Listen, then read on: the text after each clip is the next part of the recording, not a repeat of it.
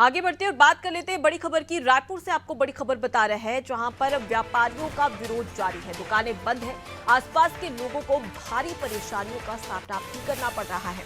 भनपुरी में तोड़फोड़ हुई थी, जिसके चलते अब व्यापारी काफी आक्रोशित नजर आ रहे हैं। तो देखिए किस प्रकार से बंद का आह्वान व्यापारियों के द्वारा किया गया है और इससे आम जनमानस पूरी तरीके से परेशान है। तस्वीरें आपके सामने जहां पर देख सकते हैं टीवी स्क्रीन पर कि किस प्रकार से सभी दुकानें बंद हैं, जिसकी वजह से जो रोजमर्रा का सामान होता है उसे लेने के लिए यहाँ पर आम जनता को जद्दोजहद भी करनी पड़ रही है और मार्केट पूरी तरीके से बंद है। तो एक आक्रोश व्यापारियों का साफ तौर पर यहाँ नजर आ रहा है। जहाँ बता दें कि भनपुरी में तोड़फोड़ हुई थी और तोड़फोड़ के चलते अब व्यापारी जो थे वो काफी आक्रोशित और नाराज नजर आ रहे थे और यही वजह है कि उन्होंने बंद का आह्वान किया पूरे क्षेत्र में और जिसकी वजह से सभी दुकानें बंद हैं और अब आम जनता परेशान है।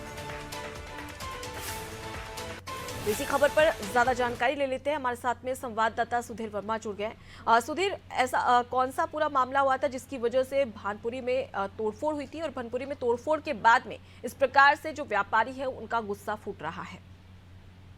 जी बिल्कुल, कल देर रात जिस तरीके से थानतराई थाना क्षेत्र में तोड़फोड़ की मामला सामने आया था, जिसमें कहीं अज्ञात लोगों ने बाहर खड़े वाहनों को तोड़फोड़ किया। साथ ही साथ जो वहां लोग मौजूद थे उनके साथ ही कहीं ना कहीं मारपीट, जिसको लेकर के आसपास के लोगों द्वारा थानतराई थाना क्षेत्र में पुलिस थाने में रिपोर्ट दर्ज कराई गई थी, परंतु पुलिस द्वारा आरोपियों के खिलाफ किसी प्रकार की कार्रवाई न किए जाने को लेकर के वहां के लोगों में खासा गुस्सा था, जिसके चलते कल देर रात उनका थाने का घेराव भी किया गया, जिसके चलते आज वहां के जो व्यापारी हैं उन्होंने दुकान बंद का आह्वान किया है। साथ ही साथ क्षेत्र में अराजकता ना फैले इसके लिए भी कहीं ना कहीं कलेक्टर को ज्ञापन सौंपे गए और अब जिस तरीके से पुलिस ने मामला दर्ज कर लिया है और जो आरोपी हैं उनकी तलाश लगातार की जा रही है। जी सुधीर, यहाँ पर ये भी जानना चाहूंगी आपसे कि व्यापारियों की ओर से क्या कुछ मांगे की जा रही है और ये जो बंद का आह्वान किया गया है ये केवल एक दिन के लिए या फिर आगे भी इसी प्रकार से मार्केट बंद रहेगा और उसके साथ ही इसकी वजह से आम जनता पर कितना प्रभाव पड़ रहा है?